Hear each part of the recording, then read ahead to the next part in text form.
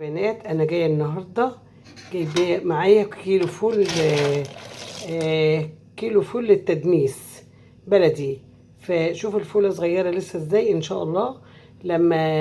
لما ننقعه في الميه حوالي 10 12 ساعه الفوله هتكبر خالص وبتبقى قد دي كده مرتين، يعني الحجم هيتضاعف. طبعا احنا دلوقتي بالليل هنقعه كده لحد الصبح، وان شاء الله هبقى معاكم خطوه بخطوه واوريكم الفول يتدبس ازاي. سهل جدا في البيت وانضف واحسن من ما تشتري من بره. بيحطوا فيه بودره بيضه معرفش، بيقولك بتسبب امراض كتير. طب ليه وعلى ايه نضر نفسنا واولادنا؟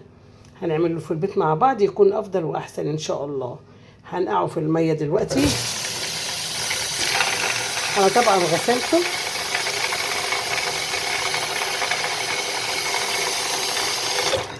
طبعا يا بنات غسلته، ودلوقتي انا نقعته في الميه لحد الصبح. طبعا البقوليات دي لازم تتنقع في ميه كتير يعني.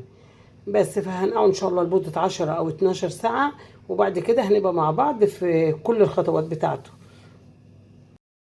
الفول يا بنات اللي انا نبته معاكم، الفول اللي احنا نبتناه مع بعض بالليل نبته لغايه الصبح. بص بسم الله ما شاء الله تضاعف من الطبق ما شاء الله. كان كيلو بقى عامل زي 2 كيلو بالظبط. دلوقتي حطيت ميه في حله الضغط او في اي حله يا بنات، مش لازم حله ضغط. واسقط فيها الفول. الفول ده بقى يعني انا هخليكم تاكلوا فول كهرمان، فول كده حاجه جميله حاجه نظيفه. هنحط عليه كوبايه عدس يا بنات اهو مغسوله. هي طبعا عشان مغسوله مش عايزه تنزل، هنزلها دلوقتي. بسم الله الرحمن الرحيم. مش مشكله، هي كده كده الكوبايه مغسول مش عايز ينزل برضه. طب هنشوف الرز مغسوله برضه. الرز ابن حلال ونزل، العدس مش راضي. هننزل العدس دلوقتي. ماجدة معلقه بسرعه. حرك العدس. بصوا بقى يا بنات هنا ايه بقى، عبال ما ماجدة تعمل لنا العدس. هنا جزرة وحباية طماطم متقطعة وليمونة بالقشر بتاعها شايلين طبعا البذر. هنسقطهم هنا في الفول. عايزة تاكلوا فول هو ده الفول. العدس بقى طبعا عشان مغسول في الكوباية فلزق. رز وعدس يا بنات، رز وعدس. حطينا بقية الرز كله. هنحط بقى ايه، معلقة خل. معلقتين خل مش حاجة كبيرة يعني. ودلوقتي يا بنات سبت الفول لما استوى كويس على النار. بسم الله الرحمن الرحيم. بسم الله ما شاء الله. شايفين اللون؟ قسما بالله قسما بالله ما عملت فيه اي حاجة يا بنات غير ان حطيت العدس والجزر والقوطة زي ما انتوا شايفين كده ماشي، والفول بس. ما فيش اي حاجة تاني. بسم الله ما شاء الله. شايفين الفول ولون الفول كهرمان ازاي؟ بسم الله ما شاء الله. هطلع في الطبق ليا معلقتين فول. بسم الله ما شاء الله ما شاء الله. طبعا الميه بتاعته بتبقى حلوه قوي. بسم الله ما شاء الله. شايفين اللون يا بنات؟ احسن من ما تشتري من بره وبيحطوا لكم فيه ايه بقى، بودره بيضه. بيقول لك بنحط فيه بودره بيضه بتاعت سيراميك ولا مش عارفه ايه كده. يضركم ويضر اولادكم. انا حطيت لي معلقه فول هنا بس كده عشان اشوفه قدامكم.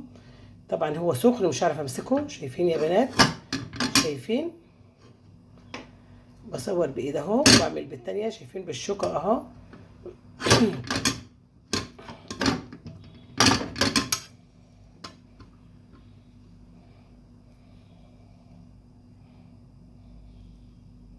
شايفين يا بنات؟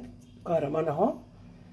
طفيت البوتاجاز على الفول والفول اهو قدامكم. هحط طبعا نقطه ملح صغيره.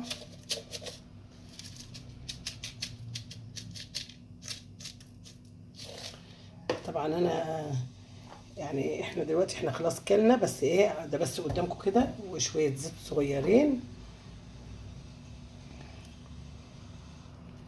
عصره ليمونه.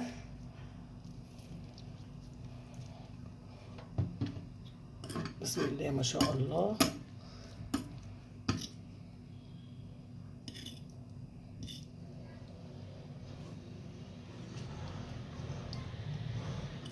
والله يا بنات جميل جدا جدا الميه اهي. ممكن بقى اللي عايز بقى يضربه في الخلاط، في ناس بتحبه ناعم يتضرب في الخلاط. طبعا انا عامله كيلو بس فول، وممكن تسيبوه شويه لما يشرب كل الميه دي كمان، بس انا بحبه بالميه بتاعته بصراحه، فمطلعاه وهو فيه ميه. الفول اهو قدامكم زي الفل جميل اهو، طبعا لونه فاتح ما انتم شايفين، وزي الفل ما فيش اي حاجه غلط خالص يعني. هو نقطه خل، ليمونه، جزريه، طماطميه، كوبايه عدس وكوبايه رز على الكيلو الفول.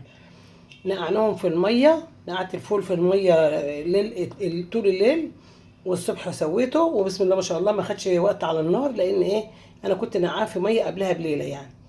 الف هنا وشفا للي يعمل زينا، والف هنا وشفا للي ياكل. يا رب. السلام عليكم.